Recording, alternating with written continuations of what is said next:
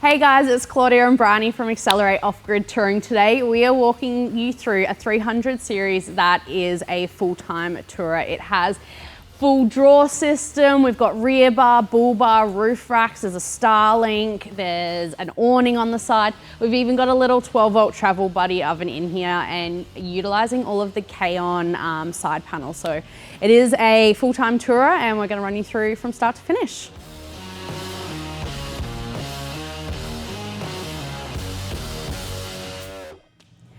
So this 300 is not like our usual builds that we do here at Accelerate. This isn't a combination of being a weekend tourer and, school runs and, kids stuff in the back. This is a full-time tourer. It's already been around Australia a little bit and it's come back for a few additional things. So it is set up, it is a full-time tourer, and we're gonna run you through every little detail we have put into it.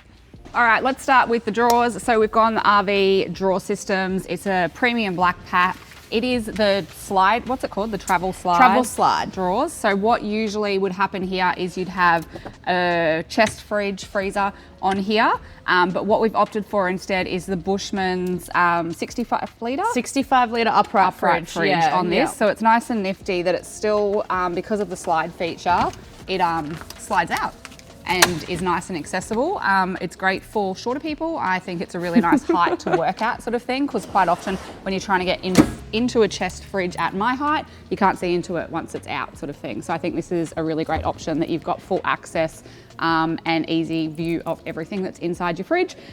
You've still got this extra slide or table out here that just extends out. So extra storage, great for cutlery, plates, all the other gear that you're going to chuck in there, and a little bit of extra workbench space here in front of the fridge, which leads into when we have this, you've got your induction in here. So it is a double induction on this one here. Yeah. And so it's a nice little cooking space. It turns into like a whole kitchen. Like this is a full, I don't know, I reckon it works really, really well. It does work really, really well. It's a nice little space. Easy access to everything as well. You've got all your double GPOs over here, so that's to power any extra 240 devices. You've got toasters, kettles, all that sort of thing.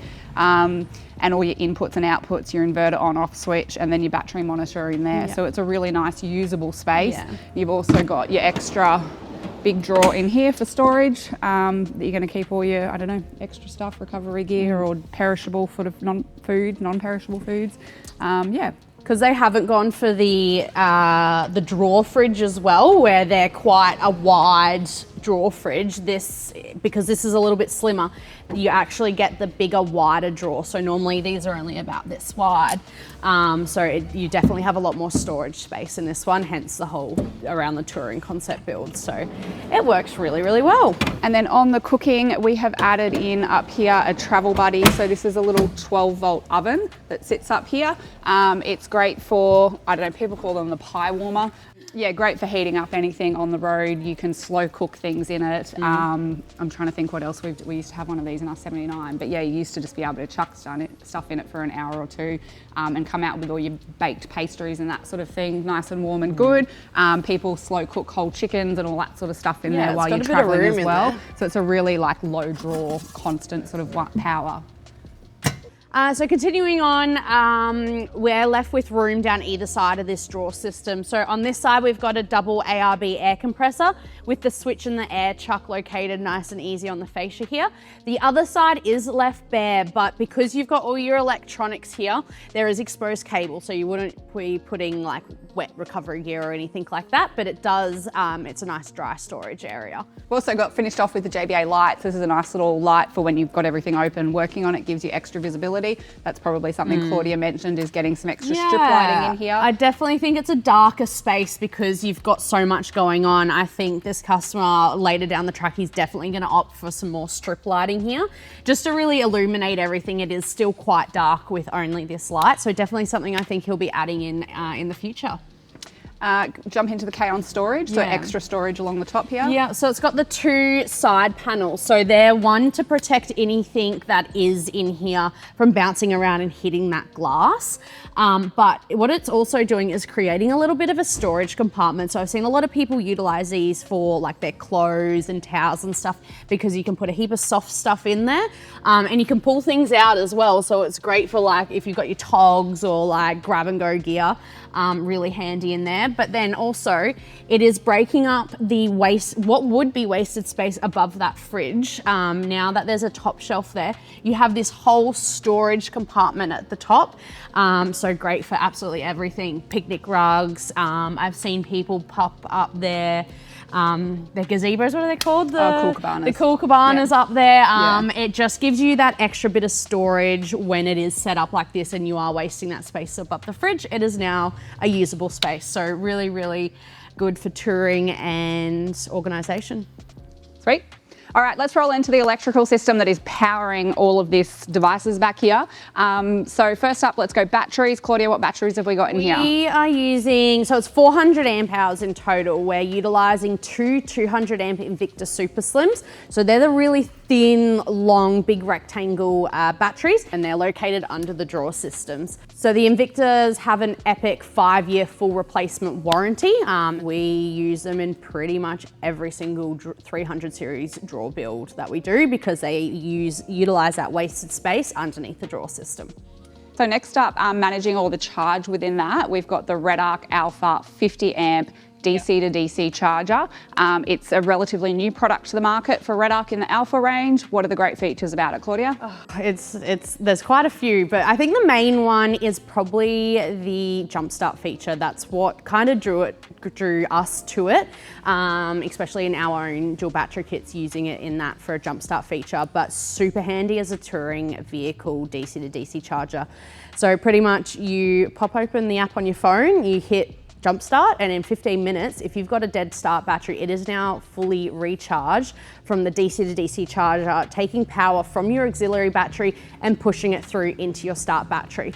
Not only that, it's got a start battery maintenance, so hopefully you'll never actually have to use that jumpstart feature. So it is going to, once your auxiliary batteries are fully charged, the power from either your solar panel, like this one, it's got a 190 watt on the roof here, it is going to trickle charge your start battery once your secondary batteries are fully charged. So another epic feature.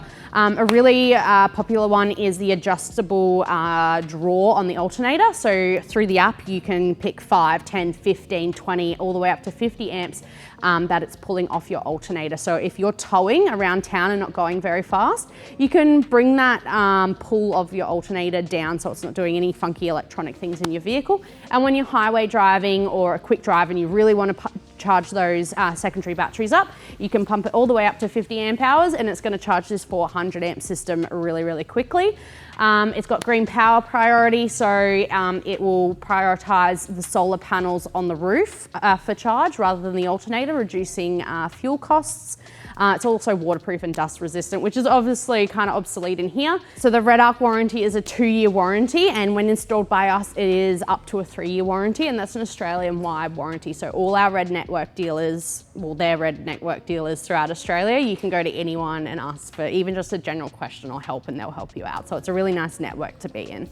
All right, next up we have got what's going to power all your 240 volt devices. So this is what takes it from a regular camping setup to a glamping setup, where it gives us our GPOs in here. It is powering at this point the induction cooktop that we've mounted in here, and then anything else that you want to put in there. So it's got the 2600 watt transfer inverter by Enerdrive. Look, in all honesty, the 2600 is absolutely massive. It's usually something that we use in caravans, but it is allowing you, with a double induction in here, you will be able to run both of those plates at once. If you were just having one plate in there, you would go the 2000, but with the double, the 2600 watt is amazing. So monitoring this, you could do it a couple of ways. So you've got the inbuilt app for the batteries, so the Invicta app monitoring the batteries. You've got the inbuilt app for the Redarc DC to DC charger, but for a visual quick reference, we've opted for the Victron Smart Shunt. So the shunt's located in the batteries, up near the battery, but our little screen is mounted on the drawer fascia here, so it's telling you everything from voltage to runtime in hours and minutes, what's going in, what's going out. It's just a really good quick reference point, and that's located next to the inverter on-off switch, so that's how we're turning that inverter on and off without having to access it. And then our GPOs, we got grey Anderson for a 12 volt output, red Anderson for a solar, unregulated solar input, because our DC to DC charger is regulating that solar. We got some sockets there, dual USB and a 12 volt socket as well. So just on that solar, we've got the 190 panel on the roof, and then we've got the option here to add in an external panel. So if you are parked up for quite a long period of time, you can have 2 lots of input going in to allow you to recharge the 400 amp hours. That's a lot of solar, so it's going to charge really, really quickly. What else have we got? So we're going to go all into the Starlink. So we've got a Starlink Mini up on the roof on this one here. We've fixed it with the out camp bracket onto their ARB base rack, I think it is. Base rack. That was already on the car, so we've mounted it there. We've got a 12 volt converter that is mounted on the back of the drawers as well. So that is allowing us to have that continuously on. The customer did tell me when I was speaking to her the other day that she's got online a little, I don't know how to put it, but you put it basically in line in the wiring, and that gives her a little remote to turn it on and off. So when she's in her caravan, she can have the Starlink Mini on and she just hits the remote and turns it off from not being here. So I thought that's quite a nice little feature that she's going to add into that one as well. But it's great for touring. I know when we were touring Australia, we didn't have the Mini, we had the Gen 3, and just being able to have it on the roof constantly while you're driving, when you're in and out of cell reception, it makes such a difference to your maps and that sort of thing, and navigating and where you're going. So it's definitely a must-have on a full-time tourer, I think, in the car. So that's pretty much everything we've installed, but we kind of just wanted to run you through, I guess, sort of the flow of this vehicle, because it is a full-time tourer. There's a lot of pros and cons to it. I think pro that it's always set up for everything, but this isn't something you're going to casually do your groceries in and stuff like that. I reckon one of the biggest, I don't know, sort of cons as a full-time tourer are the wheel carriers. They are a little bit of a pain to get on, open and closed with the tailgate. So it's just something to keep in mind, that if you are opting for one of these like full-time touring rigs, it's not as practical as an everyday car. So the reason you're going into one of these sort of setups is we were taking the spare wheel out from underneath. So I know on our 300, when we've gone to the bigger wheel size, we can actually barely fit that wheel in under there. It actually came back to us from JMax without the wheel, the spare wheel, and we're like, well, that's a bit crap. So you're opting for something like this to put it onto. We've got jerry can holders over here, so 2 jerry cans, so that's great if you've got extra fuel and extra water, you can pop into there. And then we've also got the Maxtrax as well, so they're not on the roof, as you pointed out. So if you are in a sticky situation and you need to access them, there's nothing worse than spending 20 minutes trying to get them off the roof or wherever they're mounted. So they're nice and easy to access here. And then you've got extra things like reverse lights and that sort of thing up here as well. So it does give you a lot of extra space to store it. We're obviously conscious of weight when we're doing a vehicle build like this, so we didn't do the rear bar. It does have a GBM upgrade to the 3920, but we've had it reweighed once all the stuff that we've got we've had it reweighed once we've put everything into the back as well. So just making sure it's all like nice and right. And you can still have a rear bar, and these arms actually do bolt off.